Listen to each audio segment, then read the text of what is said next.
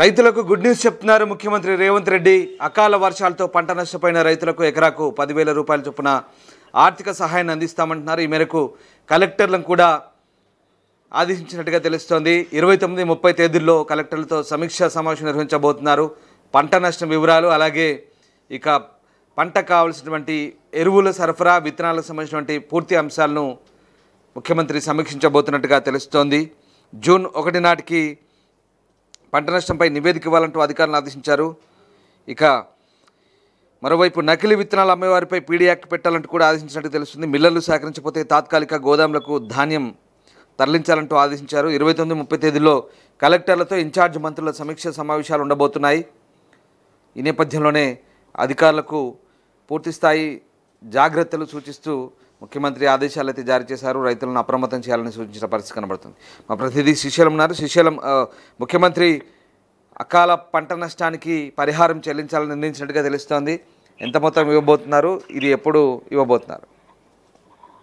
Exactly Ramdas, తెలంగాణలో 15 రోజుల ముందుగానే నైరుతి ఋతుపవనాలు ప్రవేశించిన నేపథ్యంలో ఖరీఫ్ సీజన్ లో పంటల సాగుకు సంబంధించి తక్షణ చర్యలపై ముఖ్యమంత్రి రేవంత్ రెడ్డి జిల్లా కలెక్టర్ స్పష్టమైన దిశానిర్దేశం చేశారు.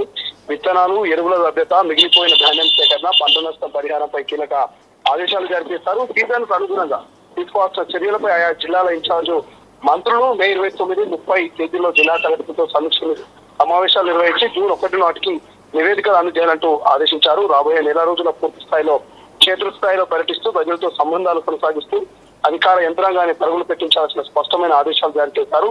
ఈసారి గతంలో ఎన్నడూ లేని విధంగా 64.50 లక్షల మెట్రిక్ టన్నుల ధాన్యం కొనుగోలు చేయగా సేకరించిన ధాన్యానికి 48 గంటల్లోనే రైతులకు 12,184 కోట్ల రూపాయలు చెల్లించినట్టుగా ముఖ్యమంత్రి తెలిపారు. రాష్ట్ర వ్యాప్తంగా ఇప్పటికే 90% మేరకు ధాన్యం సేకరణ పూర్తి చేయడంపై కలెక్టర్లను అభినందించారు ముఖ్యమంత్రి. ఋతుపవనాలు ముందుగా రావడంతో మిగిలిన ధాన్యం సేకరించే విషయంలో అక్కడక్కడ ఎదురవుతున్న ఇబ్బందులు ప్రస్తావించి తీసుకోవాల్సిన చర్యలను వివరించారు. రాష్ట్ర వ్యాప్తంగా ఇప్పటికే 29% అధిక వర్షపాతం నమోదైందని, సీజన్ ముందుగానే రావడంతో వ్యవసాయ శాఖ అధికారులు ప్రత్యేక అప్రమత్తంగా ఉండాలంటూ క్లియర్ గా ముఖ్యమంత్రి చెప్పారు. మరోవైపు మిగిలిపోయిన చోట ధాన్యం సేకరణ విషయంలో కలెక్టర్లు చురుగ్గా వివరించాలంటూ సీఎం సూచిస్తూ అకాల వర్షాల కారణంగా నష్టపోయిన రైతులకు ఎకరానికి 15,000 రూపాయల పరిహారం అందించేందుకు పూర్తి స్థాయి గ్రౌండ్ లెవెల్ లో నివేదికలు తయారు చేసి ప్రతినిధులు పంపాలంటూ అధికారులను ఆదేశించారు.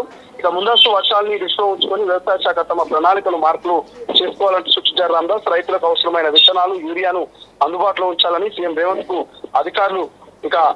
అధికారులకు సీఎం రేవంత్ ఆదేశిస్తూ విత్తనాలు, ఎరువుల అక్రమ నిల్వలపై కూడా కఠిన చర్యలు తీసుకోవాలంటూ నకిలీ విత్తనాలు విక్రయించే వారిపై పీడీ యాక్ట్ కింద కేసులు నమోదు చేయాలంటూ స్పష్టం చేశారు రామదాస్.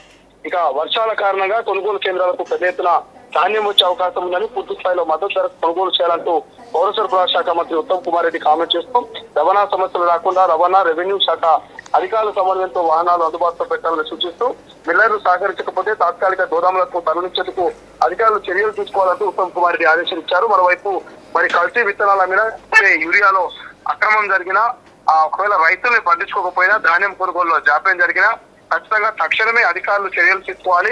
కల్తీ విత్తనాలపై, నకిలీ విత్తనాలపై పీడీ యాక్ట్ కేసులు నమోదు చేయాలంటూ ముఖ్యమంత్రి జిల్లా కలెక్టర్ అటు మంత్రులకు, అధికారులకు ఆదేశాలు ఇచ్చినట్టుగా తెలుస్తుంది Rambabu. Right, yes, thank you Srisailam. So మొత్తం మీద ముఖ్యమంత్రి రైతులకు నష్టపరిహారం అందించాలని నిర్ణయించారు. అకాల వర్షాలతో దెబ్బతిన్న పంటలకు ఆర్థిక సహాయాన్ని అందించబోతున్నారు.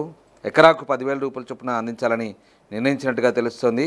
29, 30 తేదీల్లో కలెక్టర్లతో ఇన్ఛార్జ్ మంత్రుల సమీక్ష జరిగిన తర్వాత జూన్ 1 నాటికి నివేదికలు సిద్ధం చేసి ఇవ్వాలంటూ అధికారులను ఆదేశించారు. అటు ఎరువులు, విత్తనాల కొరత రానివ్వద్దని, నకిలీ విత్తనాలు అమ్మేవారిపై కూడా పీడీ యాక్ట్ పెట్టాలని ఆదేశించినట్టుగా తెలుస్తోంది. ప్రపంచంలో ఏ మూల ఏ క్షణం ఏం జరుగుతుందో వేగంగా తెలుసుకోవడానికి తొలి వెలుగు వాట్సాప్ ఛానల్ని ఫాలో చేయండి.